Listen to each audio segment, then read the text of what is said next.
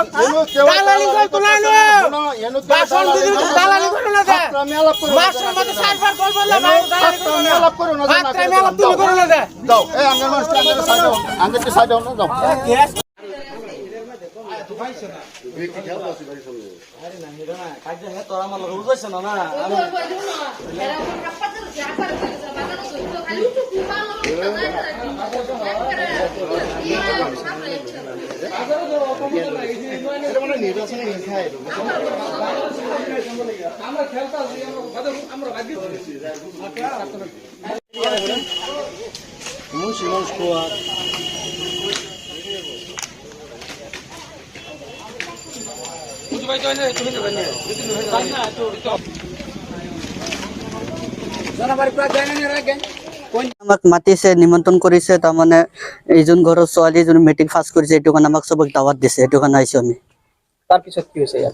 তাৰপিছত এমৰাজুল ইছলাম আহি কেনে ভিডিঅ' কৰি আছে আৰু নানান ধৰণৰ কথা কৈ আছে। ঠেলা হেঁচা কৰিছে, এটা মাইকী মানুহ কি তাৰমানে ধাক্কা মাৰিছে। নিৰ্বাচনে প্ৰচাৰ চলিছে, এইটো কাৰণে তাৰমানে এনেকা কৰিছে। আমি নিমন্ত্ৰণ খাব কাৰণে আহিছো।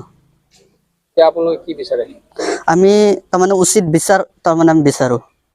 মোৰ ছোৱালীজনী মেট্ৰিক পাছ কৰিছে, ভাল ডিভিজন লৈ লেটাৰ লৈ পাছ কৰিছে। বাপেকৰ মানে হেৰি আছিল, হেঁপাহ আছিল, মানে জোনাব মাতি আনি অকণমান দোৱা কৰাব।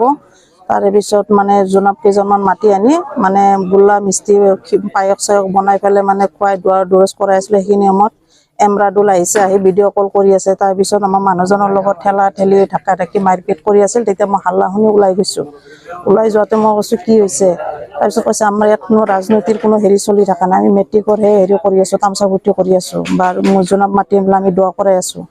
তাৰপিছত এমৰাদুলে সেইখিনি কোৱাতে মোক ধাক্কা মাৰি মোৰ গাত ধাক্কা মাৰি মোক পেলাই দিছে। মোক ঘৰতে মোক আহি ধাক্কা মাৰি পেলাই দিছে।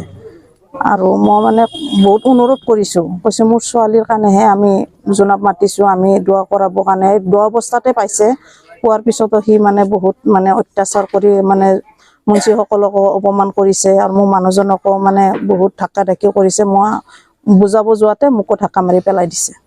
কেছ মানে এতিয়া আৰক্ষীৰ মোক হেৰি লাগে, ন্যায় লাগে এইখিনিৰ কাৰণে, মোক অপমান কৰাৰ কাৰণে। কাৰণ মই এজনী মাইকী মানুহ, মোক কিয়ৰ কাৰণে ইমান অপমান কৰিলে? আপোনাৰ ঘৰত সোমাই মানে ঘৰৰ ভিতৰত সোমাই মোক মানে সি ধাক্কা মাৰি পেলাই দিছে। চব কংগ্ৰেছৰ হেৰি এমৰাদুল হক, তাৰে পিছত আকৌ মানে আসিফ নাজাৰ আৰু শামছুলে পঠাইছে।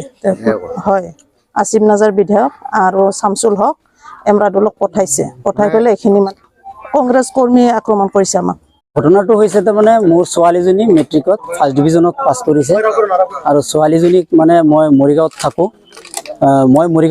মৰিগাঁৱৰ পৰা মানে ইয়াতে আহি পেলাই গোটেই মোৰ নিজৰ মানুহ আছে, মুন্সী মৌলবী মই নিজে মাতিছোঁ, মাতি পেলাই নিমন্ত্ৰণ দিছোঁ এসাঁজ কিবাখিনি খোৱাবৰ কাৰণে। তাৰপিছত হঠাৎ দেখা পালোঁ গেটৰ পৰা কোনোবাই ভিডিঅ' কৰি আছে। ইহঁতে ভাবিছে যে মোৰ ঘৰত চাগে কিবা বিজেপিৰ মিটিং চলিছে বুলি, সন্দেহৰ ওপৰত আহি পেলাই ভিডিঅ' কৰি আছে। মই তাক বাধা কৰিছোঁ যে তুমি মোৰ ঘৰত ভিডিঅ' কৰিব নালাগে, মোৰ ছোৱালী মেট্ৰিক পাছ কৰিছে ফাৰ্ষ্ট ডিভিজনত, গতিকে তাৰ কাৰণে মই গোটেই মানুহখন মই নিমন্ত্ৰণ কৰিছোঁ।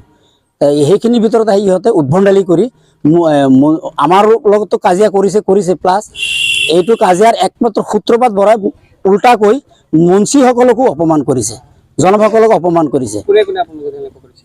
এমদাদুলে কৰিছে আৰু এইটো অৰিজিনেলি মেইন হ'ল আসিফ নাজাৰ। যিটো দেখা পাইছোঁ আসিফ নাজাৰ আগতে মোৰ লগত শত্ৰু হৈ আছে আৰু এমদাদুল মোৰ লগত শত্ৰু হৈ আছে।